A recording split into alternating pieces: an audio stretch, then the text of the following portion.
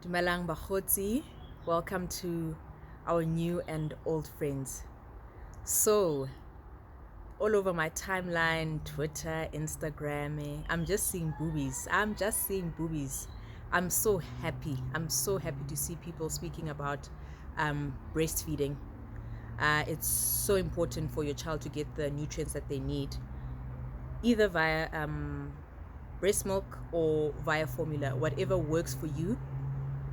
You make it happen for your child. Please don't listen to the noise of the outside or people's comments, because it's you and your baby's journey.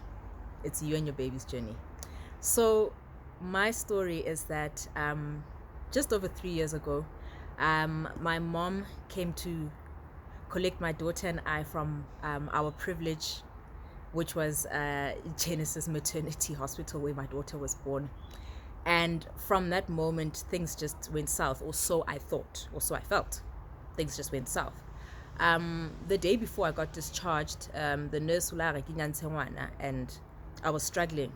I was struggling, and or I'm not doing it properly, or I don't think I have milk, or the child is starving, just panicking. I tend to panic. So the next day, get discharged. They're not trying to have you stay long there. It was a natural birth. Let's get it moving. People need beds. Yeah. So kafihla haye. The first few days already, I just felt like I wasn't having enough milk, and maybe not knowing or not having asked the right questions before going home, or before actually giving birth. Maybe that would have helped me, but at the same time, someone like me, who was number one for the streets, number two, not really into children. Not that I didn't like them, but I was just scared of children, hence I didn't interact a lot with them. Like, if I came to see you and your kid, I'm not trying to pick them up for a long time, because I don't want them to expose that I am scared of them, and them exposing me means they're going to cry. So I didn't really interact with Anna. So actually, what was I going to ask about a baby when I didn't know any better? Baby shower, what could I have asked? What could have been said to me that wasn't said? I mean, baby shower was to encourage me, which I really still appreciate. Anyway, back to my breastfeeding journey. That was just dust. Dust, dust, dust, dust, dust. But looking back, I realized that that was because my head was not right.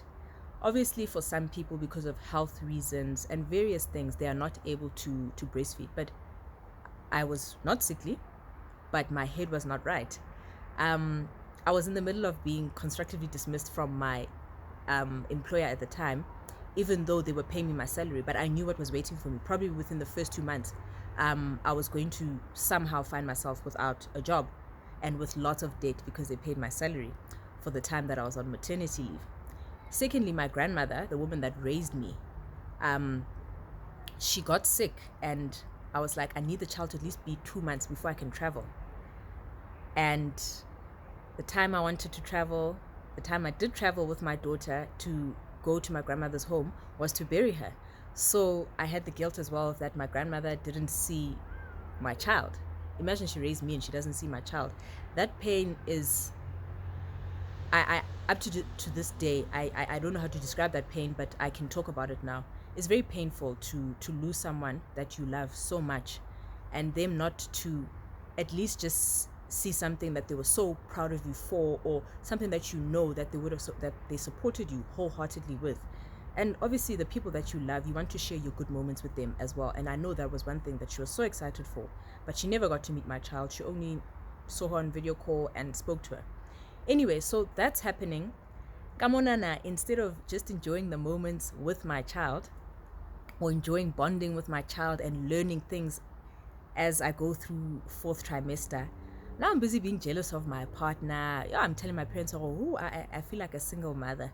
Why is it that this child is always on me, and like he's also the father, like he's not involved? But it's like, baby girl, I'll Shadi. No, boo, you are the primary caregiver. You are the primary caregiver. It does not mean that the father is not present, but I mean, wana, for survival, they're depending on you. So I just had too many things going on in my head that I was just not focusing on just being a mom and enjoying the moments. Also having a bit of FOMO, like my life has changed, but my partner's life hasn't changed. So what? So what? It's not forever. It's not forever. For those that maybe are experiencing, issues with breastfeeding or suspect that maybe they don't have enough milk, as soon as you can, just reach out to either professional or ask for help. Just put your hand up. Don't try and fix it alone. Don't try and fix it alone. Get help, please.